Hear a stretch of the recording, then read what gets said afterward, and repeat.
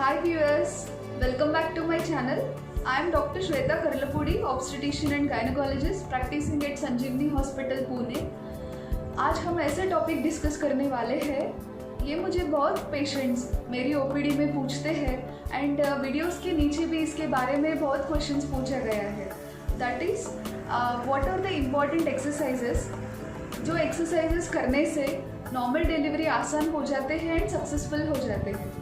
So friends, as you all know, delivery के समय बहुत पेशेंट्स घबरा जाते हैं। उसकी वजह से वो पेन्स अच्छी तरह से नहीं ले पाते हैं एंड आजकल सिजेरियन सेक्शंस का रेट इसीलिए बढ़ रहा है।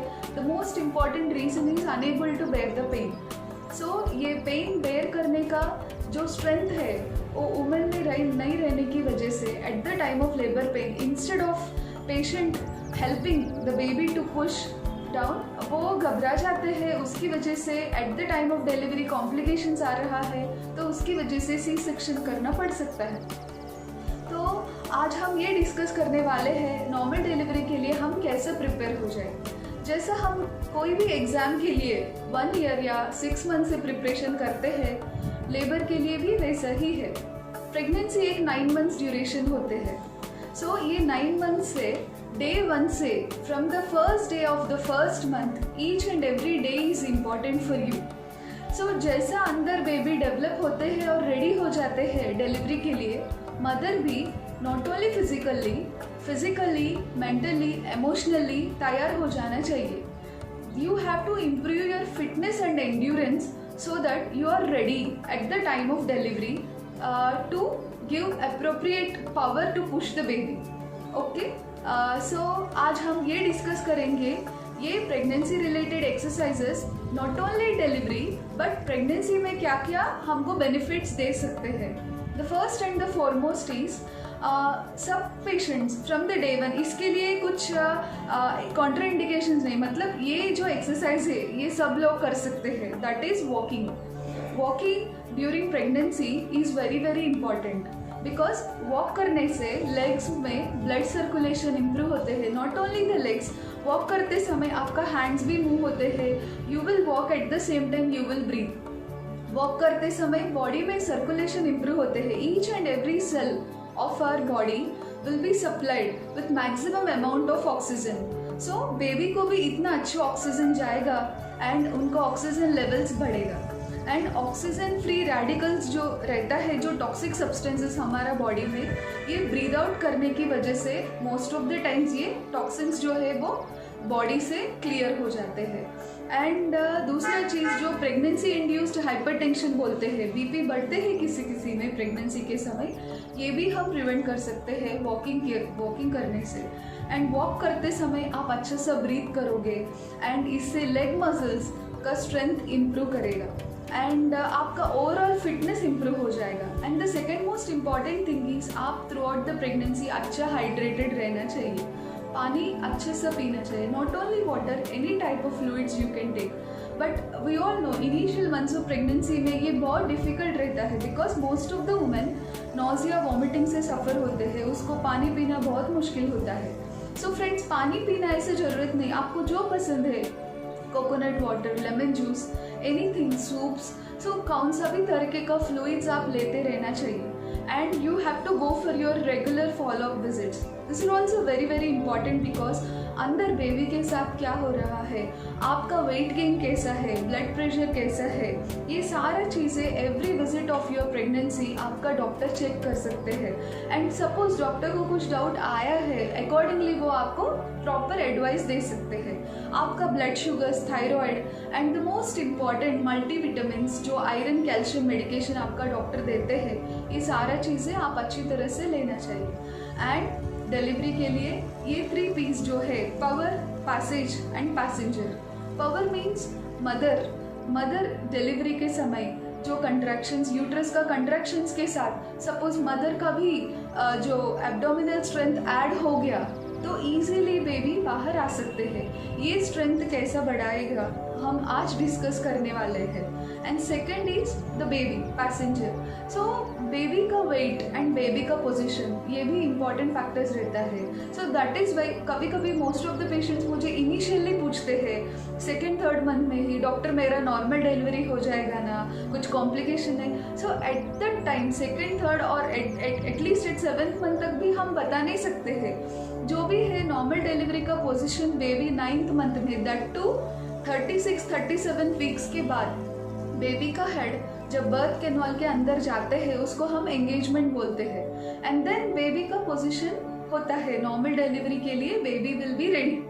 एंड जैसा एंगेजमेंट होते हैं and then uterine contractions automatically start हो जाते हैं।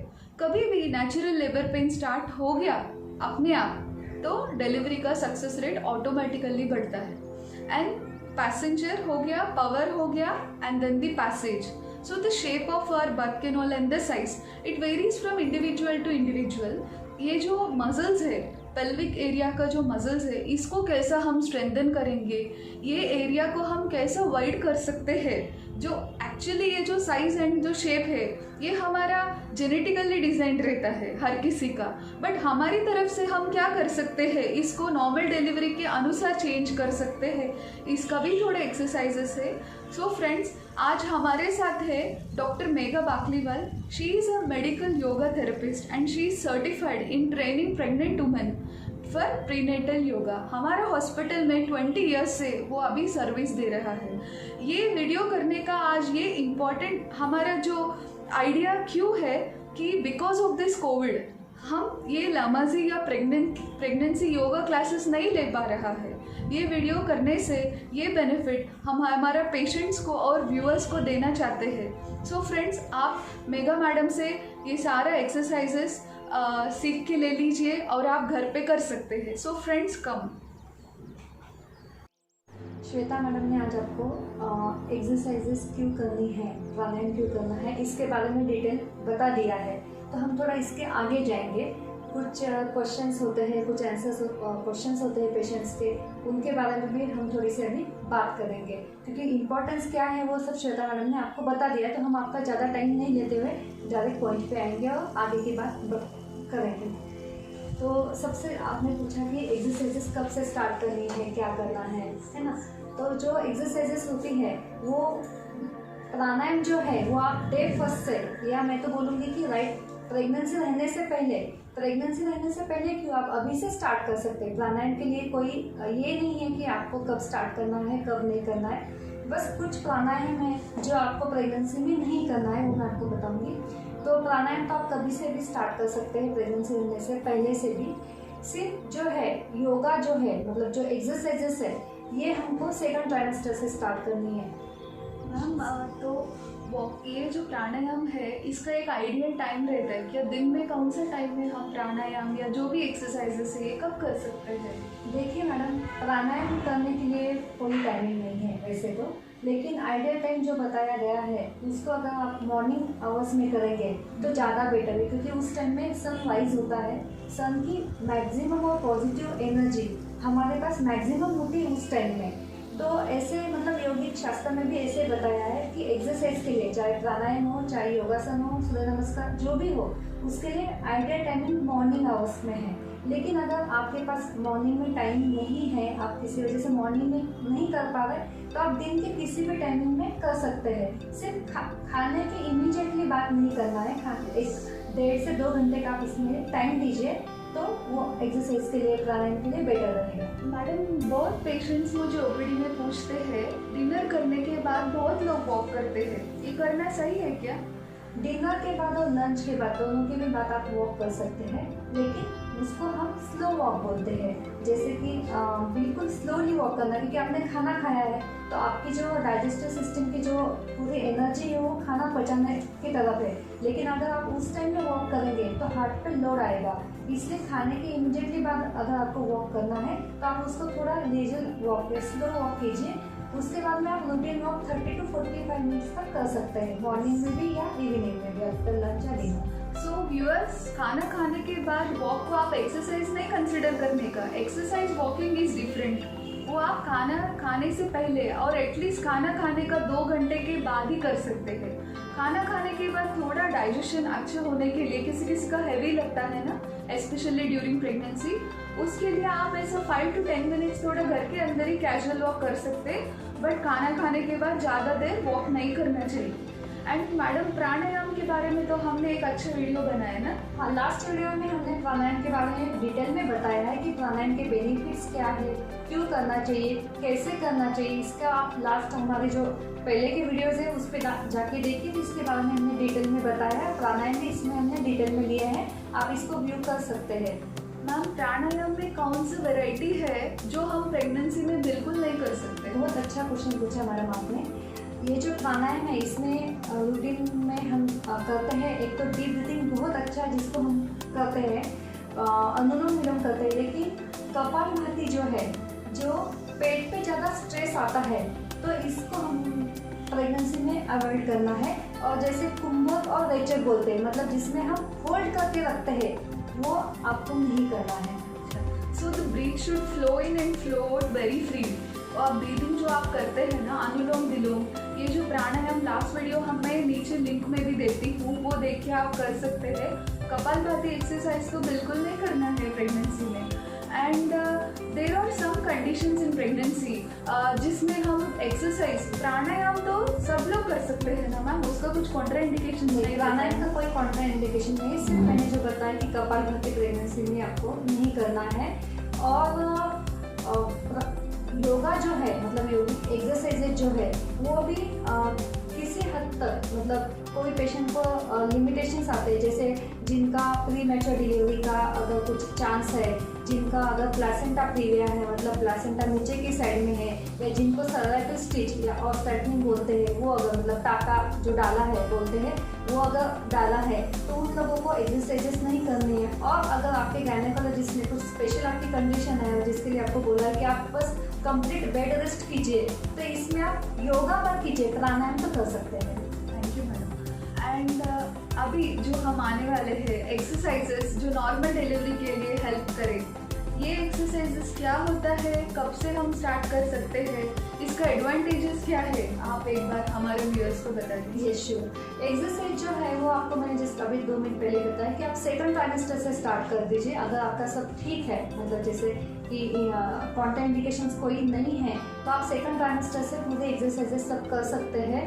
और कुछ स्पेशल एक्सरसाइजेस है जिनको हमको सिर्फ थर्ड ट्राइमेस्टर में करना है, मतलब 36 वीक्स के बाद मैडम, हाँ 36 वीक्स के बाद जिनको हमको करना है, जो आपको डिलीवरी के समय बहुत ज़्यादा हेल्प करेगी। आपका जो पेल्विक मसल्स है उसको स्ट्रेंथनिंग देने के लिए एक्सरसाइजेस आपको काम करेगी, आपको इजी डिलीवरी के लिए आपको ज़रूर हेल्प करेगी। और जो प्राणायाम भी है वो भी आपको, जैसे आपको लेबर पेन्स आते हैं तो आपको बेबी को पुशअप करना होता है, बेबी को नीचे की तरफ आपको मतलब ढकलना होता है, तो उस टाइम में आपको जो प्राणायाम है वो बहुत अच्छे से हेल्प करता है, क्योंकि हमने आपको सिखाया है, टेक्निक दिया है कि आपको डीप ब्रीदिंग करना है। और एग्जैक्टली यही हमको थर्ड ट्राइमेस्टर में जब लेबर पेन्स आते हैं उस टाइम में हमको डीप ब्रीदिंग करना है, उससे आपको बहुत अच्छे से हेल्प होती है। तो ये हमको थर्ड ट्राइमेस्टर में करना है। एंड फ्रेंड्स, डीप ब्रीथिंग करने से ना इंटेंसिटी ऑफ द पेन, जो पेन मदर महसूस होते हैं उसका इंटेंसिटी कम होता है, मदर लेस पेन महसूस करते हैं।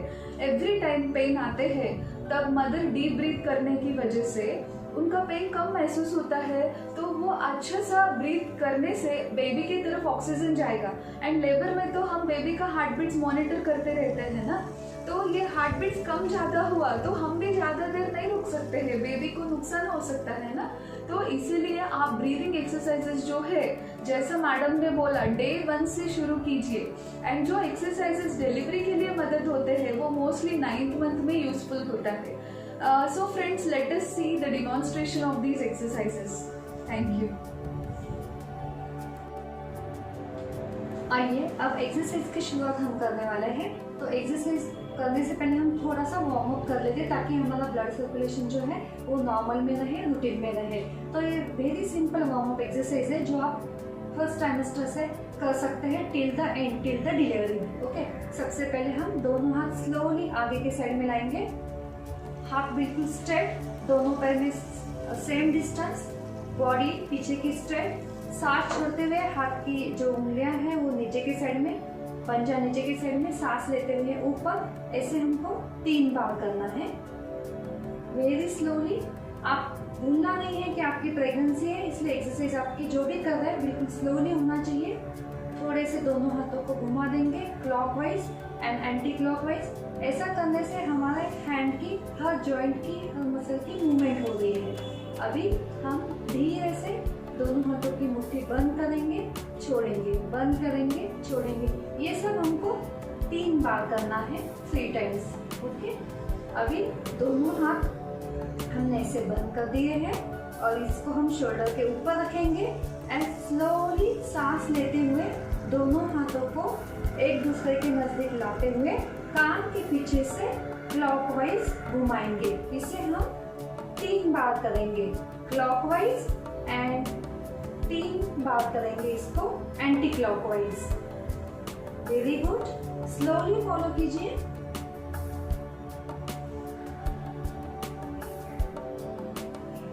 बिल्कुल। तो ये हमने एक्सरसाइज के पहले थोड़ा सा वार्म अप कर लिया है। थोड़ा सा नेक का एक्सरसाइज भी करेंगे।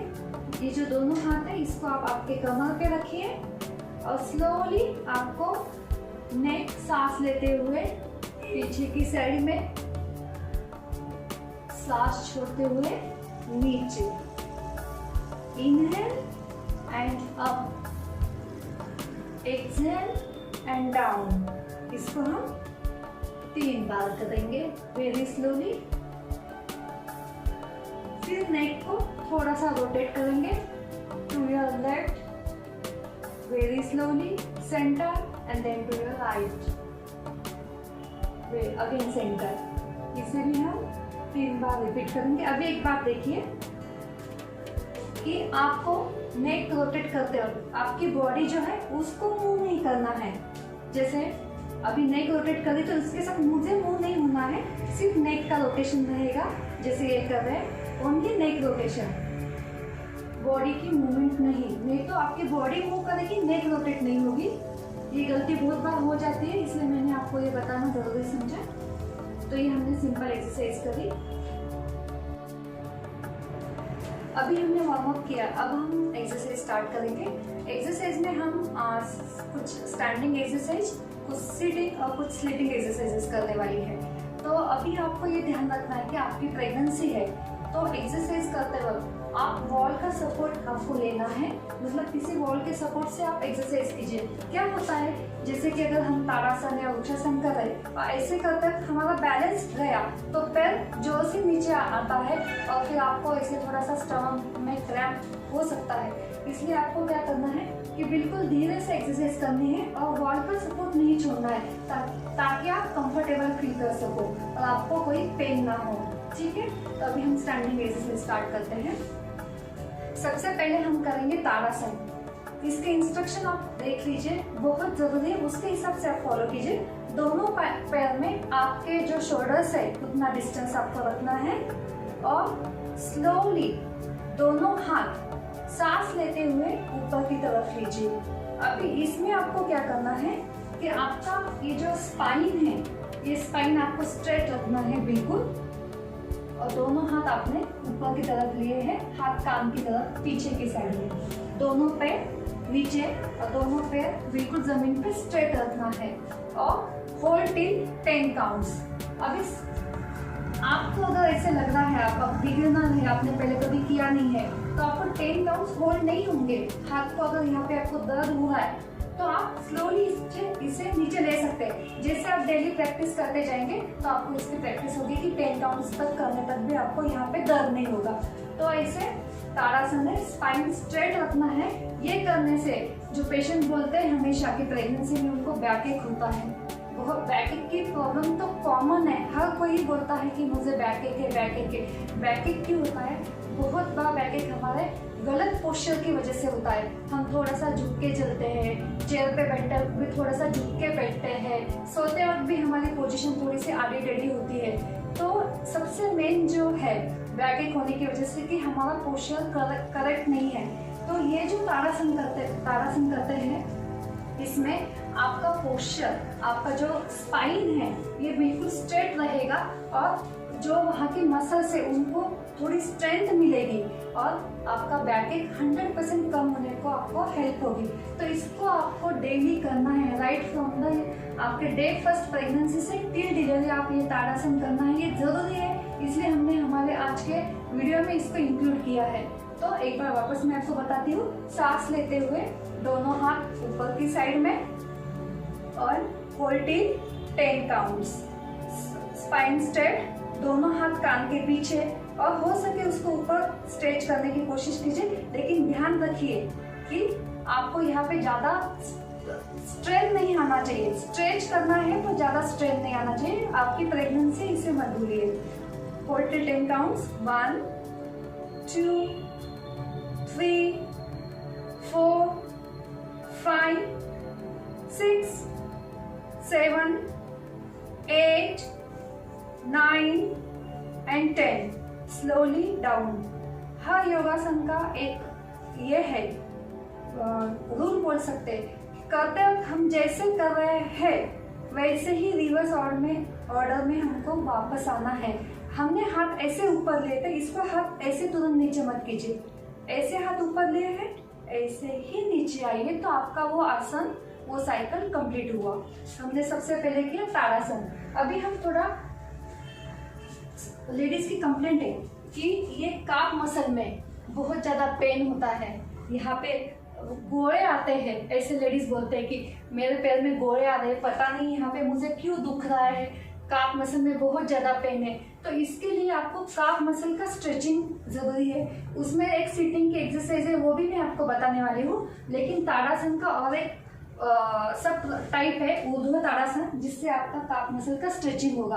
अब इसके लिए भी आपको बैक सपोर्ट जरूरी है, क्योंकि हम टोज पे करने वाले हैं, तो आपको सपोर्ट लेना है। दोनों हाथ सांस लेते हुए ऊपर, वैसे ही जैसे हमने पहले किया था, लेकिन अभी हम टोज को, हिल्स को ऊपर करेंगे और टोज पे एक्सरसाइज करेंगे। आपको जितनी देर तक मतलब बैलेंस होगा उतनी देर तक कीजिए, लेकिन 10 काउंट तक करना है।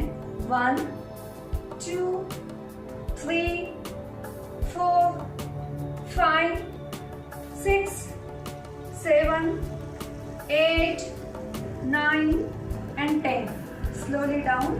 दोनों हाथ पहले नीचे, फिर धीरे से दोनों पैर नीचे की साइड में। ये हमने सेकंड एक्सरसाइज किया। अभी हम करेंगे वृक्षासन। वृक्षासन में भी आपको ऐसे ही करना है। दोनों पैर में डिस्टेंस रखेंगे, वॉल का सपोर्ट छोड़ना नहीं है। स्लोली सांस लेते हुए आपका जो लेफ्ट लेग है उसको राइट लेग पे लेंगे, होल्ड करेंगे और दोनों हाथों का हम यहाँ पे नमस्कार करेंगे। आपको अगर 5 काउंट तक ही होल्ड पॉसिबल है तो भी चलेगा, नो प्रॉब्लम, लेकिन वॉल सपोर्ट नहीं छोड़ना है। 1 2 3 4 5 6 7 8 9 10। Slowly down. पैर को धीरे से नीचे छोड़िए, जोर से नीचे मत छोड़ना। ओके, सेम ऐसे ही अपोजिट साइड में। आपका लेफ्ट लेग एकदम स्ट्रेट है, राइट लेग को हमने फोल्ड किया, नीज के ऊपर रखा, पैर को थोड़ा सा पीछे की साइड में मोड़ा। इससे भी ये भी वृक्षासन आपको बहुत ज़्यादा हेल्प करता है। प्रेगनेंसी के टाइम आपका जो पेल्विक फ्लोर है उसको स्ट्रेंथ मिलती है। तो दोनों हाथों का हमने नमस्कार किया। 1 2 3 4 5 6 7 8 9 and 10। Very slowly down. दोनों हाथ नीचे लिए और धीरे से हमने पाँव भी नीचे रखा। ठीक है, अभी रिलैक्स। अभी जो एक्सरसाइज मैं आपको बताने वाली हूँ वो है स्क्वाट। ये स्क्वाट को आपको 3rd ट्राइमेस्टर में, यानी 36 वीक्स जब कंप्लीट होते हैं, मतलब 8.5 महीने, 9वां महीना लग गया और ऊपर 15 डेज हो गए, 8 मंथ्स कंप्लीट हो गए, आपका 9 मंथ स्टार्ट हो गया और ऊपर 15 डेज हो गए, 8.5 मंथ्स जिसे बोलते हैं, तो 36 वीक्स आइडियल कंप्लीट हो जाते हैं। कि इसके बाद अगर डिलीवरी भी हो जाती है तो भी बेबी इज रेडी और अंदर सब मतलब प्लेसेंटा की मैच्योरिटी है, बेबी अच्छे से तैयार है, तो डिलीवरी भी हो गई तो उनमें कोई प्रॉब्लम नहीं है। तो स्क्वाट हम इसके बाद करते हैं, 36 वीक्स के बाद करते हैं। ताकि प्रेगनेंसी के लिए इजी हो और पेल्विक मसल, पेल्विक फ्लोर को अच्छे से स्ट्रेंथ मिले। तो स्क्वाट करते वक्त भी आपको ध्यान रखना है कि आपके दोनों हाथ बिल्कुल सामने रहेंगे। आप वॉल सपोर्ट ले सकते हैं। अभी ये देखिए कि हम यूजुअली आदत ऐसी है अभी कि कमोड ही यूज होता है, इंडियन टॉयलेट नहीं यूज होता है। तो जो कमोड यूज करते हैं उनको तो ये एक्सरसाइज करने में शायद शुरुआत में इनिशियली थोड़ी सी दिक्कत हो सकती है। जो इंडियन टॉयलेट यूज करते हैं वो इजीली नीचे बैठ जाते हैं क्योंकि वो डेली कर रहे हैं। लेकिन जो जिन्होंने कभी अभी इंडियन टॉयलेट फुल प्रेगनेंसी में यूज नहीं किया है उनको ये कहते हैं थोड़ा सा नीचे बैठने में प्रॉब्लम होगा। तो आप उस समय आपको क्या करना है, जो भी आपके आसपास कोई फिक्स सपोर्ट है उसका सपोर्ट लेके आप पहले प्रैक्टिस कीजिए और फिर इसको स्टार्ट कर दीजिए। ताकि सपोर्ट भी फिक्स लेना है, ऐसे चेयर का सपोर्ट लिया और आपका बैलेंस गया है, चेयर गिर गई, ऐसे नहीं होना चाहिए। जो फिक्स सपोर्ट है उसका लीजिए, या आपके पार्टनर या घर में कोई भी हो तो उनको आपके दोनों हाथ पकड़ने के लिए बोल दीजिए ताकि वो आपको सपोर्ट करे। तो अभी आपको क्या करना है, दोनों पैर में थोड़ा सा अंतर, एक तो वॉल सपोर्ट लिया, मैं पहले आपको सपोर्ट के साथ बताती हूँ फिर उसको बताती हूँ। Slowly down, very good. जितना आपको पॉसिबल है तो ये करते वक्त आप किसी आपके घर में आपके हस्बैंड की या घर में और कोई मेंबर्स है तो उनकी हेल्प ले सकते हैं ताकि आपको बैठने में और बैठने से उठने में आसानी हो। इसे कैसे करते हैं बताते हैं। दोनों पैर में डिस्टेंस रखिए, स्लोली डाउन, नीचे के साइड में स्लोली। अभी इसे 3 काउंट तक होल्ड करना है। 1 2 3 up, very good. Again 1 more time, down, 1 2 3 up, very good. इसे 3 बार कीजिए। या वॉल के सपोर्ट से करें तो कैसे करेंगे, दोनों हाथ आगे की साइड में, slowly down, 1 2 3 up, down, 1 2 3 up. इसे हम 36 मिनट्स के बाद करना है, याद रखिए। सिटिंग वाला एक्सरसाइज करते हैं, इसमें भी हम थोड़ा सा वार्म अप कर लेते हैं। इसमें क्या करना है, अभी आराम से बैठना है। अगर आपको बैठते वक्त ऐसा लग रहा है कि आपको यहाँ पे पेन है, बहुत बार ऐसे होता है, तो आप ये गैप फील करने के लिए पीछे पिलो भी रख सकते हैं ताकि आपको कंफर्ट फील हो। सांस लेते हुए दोनों पैर आपकी तरफ, सांस छोड़ते हुए नीचे। इसको हमें 10 टाइम्स करना है ऐसे। इससे भी आपके पैर के मसल को स्ट्रेचिंग मिलेगा, स्ट्रेंथ मिलेगी। काफ मसल का जो पेन है वो आपका कम होगा। फिर थोड़ा सा पैर को घुमाएंगे क्लॉकवाइज एंड एंटी क्लॉकवाइज, पर बिल्कुल स्लोली। आपको जितना पॉसिबल है उतना आप नीचे की साइड में जाइए एंड 10 टाइम्स करना है। हम 3 बार ही आपको बता रहे तो आपको 10 टाइम्स करना है। ओके, ये हमने थोड़ा सा स्ट्रेचिंग कर दिया। फॉरमोस्ट सिटिंग में का एक्सरसाइज है बटरफ्लाई। बटरफ्लाई करते वक्त आप इसको फर्स्ट ट्राइमेस्टर से करना है। बहुत ही अच्छी एक्सरसाइज है ये बटरफ्लाई। इसमें आपका स्पाइन भी स्ट्रेट रहता है। आपके जो डिलीवरी का जो पैसेज है वो पैसेज में जब बेबी आने लगता है तो पैसेज भी आपका ऐसा है कि वो हेल्प करता है बेबी को बाहर आने के लिए। पैसेज को स्ट्रेंथ मिलती है, ताकत मिलती है, वहाँ की मसल्स में स्ट्रेंथनिंग आता है बटरफ्लाई करने से। तो और हमारे जो थाइज है, इनर थाइज, वहाँ की मसल में भी स्ट्रेंथ आता है। क्योंकि जब आपको लेबर पेन्स आते हैं तो लेबर पेन्स लेते वक्त आपके थाइज में पेन होता है या वीकनेस आपको फील होता है, लेकिन आप बटरफ्लाई करते रहेंगे तो आपकी जो थाइज की मसल्स है वो भी एकदम स्ट्रेंथ होते हैं। तो इसको आपको रेगुलरली करना है बटरफ्लाइज में। सिर्फ इतना ध्यान रखें कि थोड़ा सा धीरे करिए, प्रेगनेंसी इसलिए थोड़ा सा धीरे करिए, पर फर्स्ट ट्राइमेस्टर से आप इसको कर सकते हैं। अभी इसमें भी 2 टाइप्स है बटरफ्लाई में जो मैं आपको अभी बताती हूँ। लेकिन एक जो टाइप है जिसमें आप सिर्फ आपको होल्ड करना है, मतलब काउंट देना है, और दूसरे इसमें आपको दोनों पैर ऊपर नीचे ऐसे करना है। तो अभी मैं आपको ये बताती हूँ। अभी सबसे पहले हम होल्ड वाला करेंगे। होल्ड वाले में भी आपको 10 काउंट्स लेना है। हम 3 काउंट्स तक होल्ड करते हैं, लेकिन काउंट्स आपको 10 तक लेना है। तो आपको थोड़ा सा वहाँ पे स्ट्रेच मिलेगा। 3 काउंट क्या है, टाइमिंग थोड़ा सा कम हो जाता है तो इतनी देर तक मसल वहाँ की स्ट्रेच नहीं हो रही है, तो हमको स्ट्रेचिंग देना है, मसल को स्ट्रेंथ देना है, ताकत देना है, इसलिए हम करेंगे। दोनों पैर बिल्कुल एक दूसरे से जुड़े रहेंगे और आपको जितना पॉसिबल है उतना नजदीक लाइए। फिर ये दोनों हाथ ऐसे लॉक कर दीजिए ताकि ये पैर जो है ना ये इसे हिले नहीं। हाँ, इसको पकड़ के रखेंगे हम ताकि पैर हिलेंगे नहीं, पोजीशन एक ही रहेगी। और अभी हम काउंट होल्ड करेंगे, आपको स्ट्रेट बैठना है बिल्कुल। 3 काउंट तक होल्ड करते हैं, 1 2 एंड 3, लेकिन आपको 10 काउंट तक करना है, ठीक है।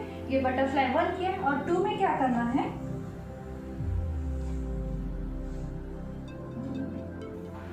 बटरफ्लाई 2 में आपको इसको धीरे से दोनों पैर ऊपर उठाएंगे, जितना पॉसिबल है उतना ऊपर लाइए और फिर स्लोली नीचे की साइड में लेके जाइए। ऐसे आपको करना है। हम 3 बार कर रहे हैं, आपको 10 टाइम्स करना है। तो ये आपकी कैपेसिटी पे डिपेंड है। किसी के पैर से भी यहाँ तक ही आएंगे, किसी के पूरे अपने तक आएंगे, तो आपके मसल के ऊपर या मसल के स्ट्रेंथ के ऊपर ही डिपेंड है, पर आप इससे करते रहिए। तो ऐसे आपको बिल्कुल स्लोली 10 काउंट्स तक करना है। ये है बटरफ्लाई। अभी हम करने वाले हैं डक वॉक। याद डक वॉक ये सिर्फ 36 वीक्स के बाद करना है। हमने पहला वाला एक्सरसाइज देखा स्क्वाट, जिसको हमको 36 वीक्स के बाद करना है, वैसे ही डक वॉक है। डक वॉक ये भी आपको 36 वीक्स कंप्लीट होने के बाद ही करना है। डक वॉक क्या है, डक वॉक तो ये मॉडर्नाइज नेम है। एक्चुअली पहले की जो लेडीज थी वो घर में ही सारा काम करती थी, तो पोछा लगाती थी, तो पोछा लगाने को ही नाम है डक वॉक। कैसे करना है मैं आपको बताती हूँ और इसके बेनिफिट्स भी आपको बताते जाती हूँ। तो हम अभी करेंगे डक वॉक। डक वॉक में आपको क्या करना है, जैसे घर पे सिंपली हम पोछा लगाते हैं, ये जो पोजीशन है, प्रेगनेंसी में तो हम बोलते हैं पोछा नहीं लगाना है, पर 36 वीक्स के बाद आप घर में पोछा मत लगाइए, पर ये एक्सरसाइज कीजिए। तो आपको जैसे पोछा लगाते वक्त हम धीरे धीरे आगे आते हैं, वैसे आपको धीरे धीरे बिल्कुल आगे आना है। और आपको जितना कंफर्टेबल है, हो सकता है कि शुरुआत में आप सिर्फ थोड़ा सा आ सके और फिर आपको लगे कि नहीं, क्योंकि आपका पेट बड़ा हुआ है ना, 36 वीक्स है, तो पेट का घेर काफी बड़ा हुआ है, तो एकदम से नीचे बैठने को भी शायद आपको अनकंफर्टेबल होगा। तो इसलिए आपको क्या करना है कि बिल्कुल स्लोली करना है। आप 2 स्टेप्स भी करते हैं, जब फर्स्ट टाइम कर रहे हैं 2 स्टेप्स भी करते हैं तो भी आपको चलेगा। फिर बाद में आप इसको धीरे धीरे बढ़ाते जाइए ऐसा। तो आपका जो एक हॉल या रूम है वहाँ के आप 1 या 2 राउंड इसको कंप्लीट कर सकते हैं, जब तक आप कंफर्टेबल हो तब तक इसे करना है। तो ऐसे आपको ये डक वॉक करते रहना है। ये भी 36 वीक्स कंप्लीट होने के बाद इससे भी आपके पेल्विक को बहुत अच्छी स्ट्रेंथ मिलने वाली है और आपको डिलीवरी को बहुत अच्छे से इससे हेल्प होने वाली है। ऐसे ये डक वॉक आपको करना है। Thank you. अभी हम स्लीपिंग वाला एक्सरसाइज ले रहे हैं। स्लीपिंग में हम करेंगे लेग रेजिंग। हाँ, तो सबसे पहले क्या करना है, आपको लेफ्ट लेग सांस लेते हुए ऊपर और सांस छोड़ते हुए नीचे, लेकिन सिर्फ 30 डिग्री तक लेके जाइए। Then slowly down. ऐसे तीन ही बार करना, इसको 10 टाइम्स मत कीजिए। Slowly up, inhale and up, exhale and down, then to your right leg, inhale and up, only up to 30 degree, exhale and down, very slowly, very slowly, inhale up, exhale down। ये हमने leg raising किया। अभी इसके बाद हम करेंगे left leg position. आपको क्या, अभी आपको लेफ्ट लेग पोजीशन में करना है। इसमें आपको सिर्फ रेस्ट लेना है।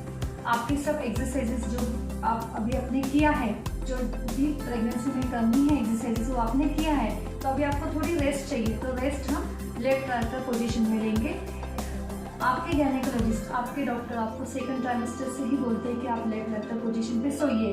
तो इसका बेनिफिट ये होता है कि बेबी को जो है वो ऑक्सीजन का सप्लाई अच्छे से जाता है मदर से, और ब्लड सर्कुलेशन बॉडी में अच्छे से होता है। इवन आप आपका खाना खाने, दोपहर का खाना खाने के बाद लेडीज पूछती है कि हमको सोना है, कैसे सोना है, क्या करना है, तो आपको इस पोजीशन में अगर आप सोते हैं तो फूड का डाइजेशन भी अच्छे से होता है। इसलिए आपको ये पोजीशन में रेस्ट लेनी है। अभी आप सोते वक्त आप ऐसे कंफर्टेबल हो बिल्कुल तो भी चलेगा।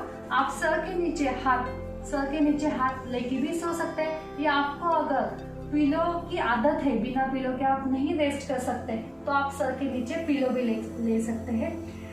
आप पैर फोल्ड करके सोइए। अगर आपको कंफर्टेबल नहीं है तो आप पैर को थोड़ा सा सीधा भी मोड़ सकते हैं आपके कंफर्ट के हिसाब से, लेकिन ऐसे करके आपको रेस्ट करना है। अभी जब हम एक्सरसाइज इतना पूरा कर रहे हैं तो आपको एटलीस्ट 5 to 10 मिनट्स तक ऐसे लेफ्ट लेटर पोजीशन में सोना है, और फिर उसके बाद धीरे से उठ जाना है। उठ के बैठते वक्त भी आपको वन साइड टर्न है, आप ऐसे ही उठ के बैठना है, सीधा होके उठ के नहीं बैठना है। आप जो साइड में टर्न हो वैसे ही धीरे से उठना है आपको बिल्कुल, और फिर 2 मिनट ऐसे ही रेस्ट करना है, और फिर आपका जो रूटीन आप कर रहे हैं मतलब वो आप कर सकते हैं स्टार्ट। हमने ऐसे standing exercise, sitting and sleeping exercise की। थैंक यू मयूरी ने मेरा साथ दिया तो एक्सरसाइज में अच्छे से बता पाई, अदरवाइज मुझे ही बताना और मुझे ही करना थोड़ा सा डिफिकल्ट होता। Thank you Mayuri. Thank you ma'am. तो आप सबको समझ में ही आया होगा कि प्रेगनेंसी में कौन सी एक्सरसाइज ज़रूरी है, कौन सी करनी है। और थर्ड ट्राइमेस्टर में स्पेसिफिक, मैंने जो आपको स्पेसिफिक बताया थर्ड ट्राइमेस्टर में करने वाली एक्सरसाइजेस वो सिर्फ थर्ड ट्राइमेस्टर में करनी है, लेकिन जो बाकी सब एक्सरसाइजेस है वो आपको फर्स्ट ट्राइमेस्टर से थर्ड ट्राइमेस्टर में करनी है। और एक्सरसाइज के साथ आज तो हमने सिर्फ एक्सरसाइज का ही पार्ट लिया, लेकिन इसके पहले वाले वीडियो में जिसका लिंक अभी आपको डिस्क्रिप्शन में दिया जाएगा, तो ये वीडियो में हमने आपको प्राणायाम के बारे में भी बताया है। तो आपको एक्सरसाइज के साथ प्राणायाम भी करना है। ये सब आप करते रहिए। Wishing you very very happy and healthy pregnancy. All the best.